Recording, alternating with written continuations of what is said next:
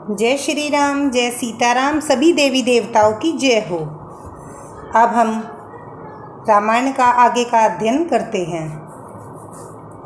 गौतम नारी श्राप बस उपल दे धरी धीर, चरण कमल रज चाहती कृपा करू रघुबीर। गौतम मुनि की स्त्री अहिल्या शापवश पत्थर की देह धारण किए बड़े धीरज से आपके चरण कमलों की धूली रहती है। हे रघुवीर, इस पर कृपा कीजिए। पर सत पद पावन शोक नशावन, परगट भई तप पुंज सही। देखत रघुरायक जन सुखदायक, सन्मुख होई करी जोरी रही। अति प्रेम अधीर अधीरा पुलक शरीरा, मुख नहीं आवई बचन कही। अतिशय बड़ भागी चरण ही, लागी जुगल नयन जलधार बही। श्री रामचंद्र जी के चरित्र और शोक को नाश करने वाले चरणों का स्पर्श पाते ही सचमुच वह तपोमूर्ति अहिल्या प्रकट हो गई। भक्तों को सुख देने वाले श्री रघुनाथ जी को देखकर वह हाथ जोड़कर सामने खड़ी रह गई। अत्यंत प्रेम के कारण वह अधीर हो गई। उसका शरीर पुलकित हो उठा।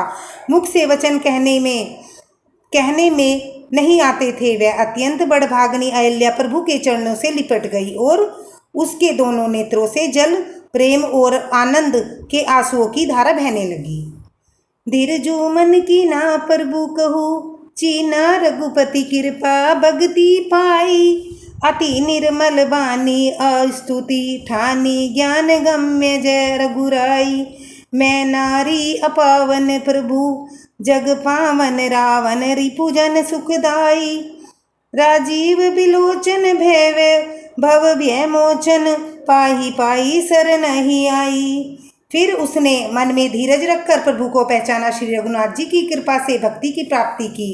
वह अत्यंत निर्मल वाणी से उसने इस प्रकार की स्तुति की। हे ज्ञान से जानने योग्य श्री रघुनाथ जी की आपकी जय हो। मैं सहज ही अपवित्र स्त्री हूँ और हे प्रभु, आप जगत को पवित्र करने वाले, भक्तों को सुख देने वाले और रावण के शत्रु हैं। हे कमल नयन, हे संसार जन्म मृत्यु के भय से छुड़ाने वाले, मैं आपकी शरण में आई हूँ। मेरी रक्षा कीजिए, रक्षा कीजिए। मुनि श्राप जो दीना अति भल, कीना परम अनुग्रह। कीना अनुग्रह माना, देखूं भरी लोचन हरि भव मोचन। इहे लाभ शंकर जाना, बिरबो बिनती प्रभु मोरी। मैं मति भोरी, नाथ ने मांगऊं बर आना। पद कमल परागा, उस रस अनुरागा। मम मन मन मधुप करे पाना। मुनि ने जो श्राप मुझे दिया सो बहुत ही अच्छा किया। मैं उसे अत्यंत अनुग्रह करके मानती हूँ, जिसके कारण मैंने संसार से छुड़ाने वाले श्री हरि आपको नेत्र भरकर देखा। इसी आपके दर्शन को शंकर जी उस सबसे बड़ा लाभ समझते हैं। हे प्रभु, मैं बुद्धि की बड़ी भोली हूँ। मेरी एक विनती है, हे नाथ, मैं और कोई वर नहीं मांगती, केवल यही चाहती हूँ कि मेरा मन रूपी भोरा आपके चरण कमल की रज के प्रेम रूपी रस में सदा पान करता रहे। जेहि पद सुर सरिता परम पुनीता, प्रगट भई शिव शीश धरी। सोई पद पंकज जेहि पूजत, अज मम सिर धरेउ कृपाल हरि। एहि भांति सिधारी गौतम नारी, बार बार हरि चरण परी। जो अति मन भावा सो बरु पावा, गे पति लोक आनंद भरी। जिन चरणों से परम पवित्र देव नदी गंगा जी प्रकट हुई है, जिन्होंने शिव जी के सिर पर धारण किया है और जिन चरण कमलों को ब्रह्मा जी पूजते हैं, कृपालु हरि ने उन्हीं को मेरे सिर पर रखा।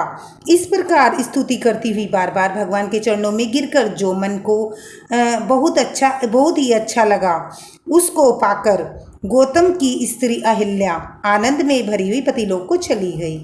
अस प्रभु दीन बंधु हरि, कारण रहित दयाल। तुलसीदास सटते ही भजू, छाड़ी कपट जंजाल। प्रभु श्री रामचंद्र जी ऐसे दीनबंधु और बिना ही कारण दया करने वाले। तुलसीदास कहते हैं, हे सठ मन में तू कपट जंजाल छोड़कर उन्हीं का भजन कर। मास परायण 7वां विश्राम। चले राम लक्ष्मण मुनि संगा, गए जहाँ जग पावनी गंगा। गाधी सुनु सब कथा सुनाई, जय प्रकार सुरसरी मही आई। श्री राम जी और लक्ष्मण जी मुनि के साथ चले। वे वहाँ गए जहाँ जगत को पवित्र करने वाली गंगा जी थी। महाराज गाधी के पुत्र विश्वामित्र ने सब प्रकार कथा सुनाई, जिस प्रकार देव नदी गंगा जी पृथ्वी पर आई थी। तब प्रभु ऋषि समेत नहाए, विविध दान मही देविन पाए। हर्ष चले मुनि वृंद सहाया, बेगी विदय नगर निराया। तब प्रभु ने ऋषियों सहित गंगा जी में स्नान किया, ब्राह्मणों को भली भांति के दान दिए। फिर मुनि वृंद के साथ वे पवित्र होकर चले और शीघ्र ही जनकपुर के निकट पहुंच गए।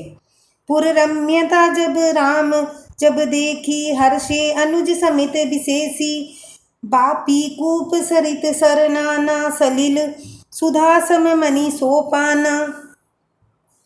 श्री राम जी ने जब जनकपुर की शोभा देखी, तब उनके छोटे भाई लक्ष्मण अत्यंत हर्षित हुए। और वहाँ अनेकों बावलियाँ, कुएं, नदी और तालाब हैं, जिनमें अमृत के समान जल है और मणियों की सीढ़ियाँ बनी हुई हैं।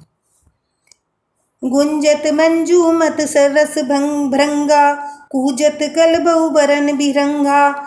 बरन बरन बिकसे बन जाता, त्रिविध समीर सदा सुखदाता।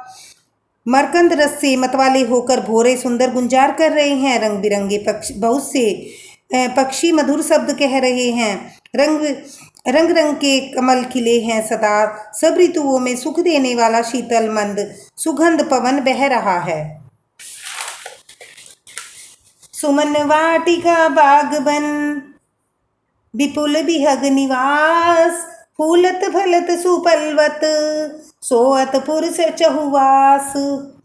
पुष्प वाटिका, फुलवारी बाग और वन बहुत से पक्षियों का निवास है। फूलते फलते और सुंदर पत्तों से लदे हुए नगर के चारों ओर सुशोभित हैं। बनई न बरनत नगर निकाई, जहाँ जाई मन तही लो भाई। चारू बजारू विजित अंबारी, मनी में विधि जनु सब कर संवारी। नगर की सुंदरता का वर्णन करते नहीं बनता, मन वहाँ जाता है वहीं लुभा जाता है। सुंदर बाजार है, मणियों से बने हुए विचित्र छज्जे हैं, मानो ब्रह्मा ने उन्हें खुद अपने हाथों से सजाया हो। धनिक बनिक बर धनद समाना, बैठे सकल वस्तु ले नाना। चौहट सुंदर गली सुहाई, संतत रही सुगंध सिंचाई। कुबेर के समान श्रेष्ठ धनी व्यापारी सब प्रकार से अनेक वस्तुएं लेकर दुकानों में बैठे हैं। सुंदर चौराहे और सुहानी गलियां सदा सुगंध से सिंची हुई रहती हैं। मंगलमय मंदिर सबके रे, चितित्र जनूर थी नाथ चतेरे। पुर नर नारी सुभग सुचि संता, धर्मशील ज्ञानी गुणवंता। सबके घर मंगलमय है और उन पर चित्र चढ़े हैं, जिन्हें मानो कामदेव रूपी चित्रकार ने अंकित किया हो। नगर के स्त्री पुरुष पवित्र साधु स्वभाव वाले धर्मात्मा ज्ञानी और गुणवान हैं। अति अनुपजय जनक निवासु, बित कही विबुध बिलोकी बिलासु। होत चकित चित कोट बिलोकी, सकल भुवन शोभा जनुरोकी। जहाँ जनक जी का अत्यंत अनुपम सुंदर निवास है, वहाँ के विलास ऐश्वर्य को देखकर देवता भी थकित स्तंभित हो जाते हैं। मनुष्यों की तो बात ही क्या है, कोट राजमहल के परकोटे को देखकर चित्त चकित हो जाता है। ऐसा मालूम होता है मानो समस्त लोगों की शोभा को रोक घेर कर रखा हो। धवल धाम मुनि पुरट पट सुघटित, नाना भांति सिय निवास सुंदर सदन। शोभा किमी कही ना जाती।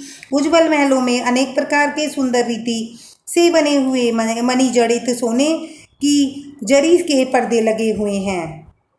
सीता जी के रहने का सुंदर महल की शोभा का वर्णन तो किया ही नहीं कैसे जा सकता है। सुबंग द्वार सब कुलिश कपाटा, भूप वीर नट मागध बाटा। बनी विशाल बाजी गजशाला, है गए रथ संकुल सब काला। राजमहल के सब दरवाजे फाटक सुंदर हैं, जिसमें वर्च के मजबूत अथवा हीरो के चमकते हुए किवाड़ लगे हुए हैं। माँ मताहत राजाओं के नटों मागदों और भाटों की भीड़ लगी रहती है। घोड़ों और हाथियों के लिए बड़ी बड़ी गौशाला और गजशालाएं, फील खाने बने हुए हैं, जो सब समय घोड़े हाथी और रंगों से भरी रहती है। धन्यवाद। मेरे चैनल को लाइक करें, सब्सक्राइब करें।